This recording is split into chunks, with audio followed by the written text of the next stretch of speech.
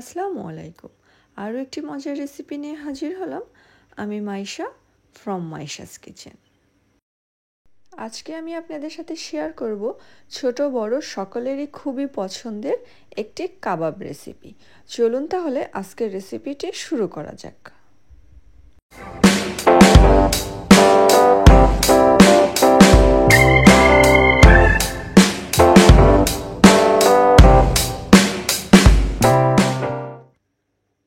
কাবাব বানানোর জন্য যা যা লাগছে, নিয়েছি গরুর মাংস, চাইলে আপনারা মুরগির মাংসও নিতে পারেন। ছোলার ডাল বা বুটের ডাল 2 ঘন্টা ভিজিয়ে রেখেছিলাম। আর আস্ত মশলার মধ্যে লাগছে পেঁয়াজ কুচি, রসুন কুচি, এলাচ, লবঙ্গ, শুকনা মরিচ, তেজপাতা, আদা। সব কিছু আস্ত মশলা নিলেই হবে, কোনো বাটা মশলা ব্যবহার করতে হবে না। যেহেতু আমরা সব কিছু একসাথে নিয়ে সেদ্ধ করে নিব, সেটার কারণে সব কিছু কেটে নিলেই হয়ে যাবে। এখন সব উপকরণগুলো প্রেসার কুকারের মধ্যে দিয়ে দিব। চাইলে আপনারা পাতিলে বা কড়াইতেও সেদ্ধ করে নিতে পারেন, কিন্তু প্রেসার কুকারের মধ্যে দিলে সেদ্ধটা খুব অল্প সময়ের মধ্যে হয়ে যাবে। 4-5টা সিটি দিলেই যথেষ্ট। প্রথমে গরুর মাংস দিয়ে দিলাম, তারপরে দিয়ে দিচ্ছি ছোলার ডাল। এটা আগেই বলেছি 2 ঘন্টা ভিজিয়ে রেখেছিলাম যাতে করে একটু সফট হয়ে যায়। তারপরে দিয়ে দেব এক এক করে সব কাটা মশলা, পেঁয়াজ, রসুন, শুকনা মরিচ, আদা কুচি, তেজপাতা, এলাচ, লবঙ্গ, দারচিনি। চাইলে আপনারা এখানে 1-2টা গোলমরিচও ব্যবহার করতে পারেন। কাটা মশলা দেওয়ার পর দিয়ে দিব কিছুটা গুঁড়া মশলা। এখানে সামান্য পরিমাণ শুকনা মরিচের গুঁড়া দিয়ে দিব, যেহেতু আস্ত শুকনা মরিচ দিয়েছি এজন্য অল্প কিছুটা শুকনা মরিচের গুঁড়া দিব। দিয়ে দিব হলুদের গুঁড়া,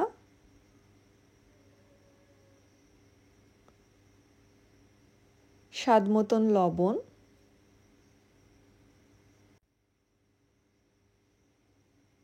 ভাজা ধনিয়ার গুঁড়া। চাইলে এখানে আপনারা আস্ত ধনিয়াও ব্যবহার করতে পারেন। আর ভাজা জিরের গুঁড়া। এখানে আস্ত ধনিয়া জিরাও ব্যবহার করা যায়, যেহেতু সব কিছু আমরা বেটে নিব, যেটার কারণে। আর এর মধ্যে দিয়ে দিব অল্প কিছু পরিমাণ পানি। খুব বেশি পানি দেওয়া যাবে না, খুবই সামান্য অল্প পানি দিতে হবে, কারণ উপকরণটা আমাদের শুকনা তৈরি করতে হবে। বেশি পানি দিলে ভেজা ভেজা হয়ে যাবে, যেটা পরবর্তীতে আসলে বাটতেও অসুবিধা হবে আর আমাদের কাবাব তৈরিতেও অসুবিধা হতে পারে। সব কিছু একটু চামচ দিয়ে নাড়িয়ে একটু মেখে ঝেঁকে নিচ্ছি।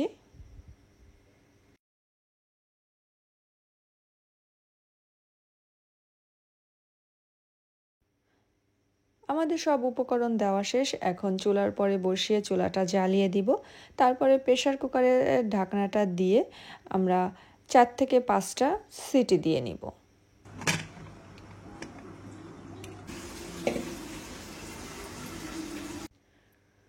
5টা সিটি দেওয়ার পরে এটা বন্ধ করে ওইভাবেই দমে রেখে দিয়েছিলাম, যাতে অটোমেটিক্যালি গ্যাসটা বের হয়ে যায়। গ্যাস বের হয়ে যাওয়ার পরে ঢাকনাটা খুলে নিয়েছি। দেখতেই পাচ্ছেন খুব সুন্দর সেদ্ধ হয়ে গেছে আর পানিটা একদম পারফেক্ট হয়েছে, শুকিয়েও গেছে। এখন এটা বেটে নিতে হবে। চাইলে আপনারা ব্লেন্ডারেও বেটে নিতে পারেন, কিন্তু আমরা পাটাপুতাতেই বেটে নিচ্ছি। আমাদের সম্পূর্ণ বাটা শেষ। এখন চলে আসছি পরবর্তী ধাপে। আমাদের এই যে কাবাব মিশ্রণটি তৈরি হয়ে গেছে, এখন এর মধ্যে আরও কিছু উপকরণ আমরা যোগ করব। সেটার জন্য প্রথমে হালকা হাতে একটু কাবাবের মিশ্রণটি নাড়াচাড়া করে নিলাম। তারপরে দিয়ে দিচ্ছি একটা ডিম। আমার কাবাবের যতটুকু পরিমাণ সেই অনুযায়ী ডিমটা দিতে হবে, বেশ মোটামুটি একটা পরিমাণ আছে। এই জন্য আমি আস্তে একটা ডিম দিয়ে দিলাম। আপনাদের কাবাবের পরিমাণ যদি আরও বেশি থাকে তাহলে ডিমের পরিমাণটা বাড়িয়ে দিবেন, আর পরিমাণ যদি কম হয় তাহলে একটা ডিম ফেটিয়ে নিয়ে সেটার অর্ধেকটা দিতে পারেন। প্রথমে কাবাবের সাথে ডিমটা আমি খুব ভালো করে একটু মিশিয়ে নিচ্ছি। কাবাবের মিশ্রণের সাথে ডিম মেশানোর পর এখন আর 2টা উপকরণ দিয়ে দিচ্ছি। এখানে দিয়ে দিচ্ছি পেঁয়াজ বেরেস্তা আর কাঁচামরিচ কুচি। চাইলে কাঁচা পেঁয়াজ কুচিও ব্যবহার করতে পারেন, কিন্তু আমি বলবো পেঁয়াজ বেরেস্তাটাই ব্যবহার করতে, কারণ এখানে যদি আপনারা পেঁয়াজ বেরেস্তা ব্যবহার করেন এত সুন্দর একটা ফ্লেভার আসে আর এত ভাজার পরে এত মজা লাগে খেতে, যখন পেঁয়াজ বেরেস্তাটা দিয়ে আপনারা খাবেন। এজন্য আমি বলবো যে কাঁচা পেঁয়াজের পরিবর্তে আপনারা হচ্ছে পেঁয়াজ বেরেস্তাটাই অবশ্যই ব্যবহার করবেন।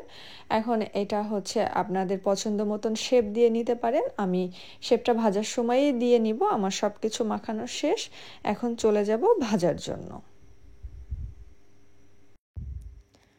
এই যে আমার শাশুড়ির সংসারের ঐতিহাসিক কড়াই নিয়ে চলে আসছি, এখন ভাজবো। প্রথমেই বেশ খানিকটা তেল দিয়ে দিলাম। তেল হালকা গরম হয়ে আসলে এখন কাবাব শেপ আমি একটু গোল গোল চ্যাপ্টা করে দিয়ে দিচ্ছি। আপনারা লম্বা বল আকৃতির পছন্দ মতন কাবাব শেপ আপনাদের যে কোনো পছন্দ মতন দিতে পারেন, আর চাইলে আগে থেকেও বানিয়ে রাখতে পারেন। আমি এই যে এক এক করে বানিয়ে নিব আর খুব সুন্দর করে আলতো হাতে খুব সাবধানে তেলের মধ্যে ছেড়ে দিব।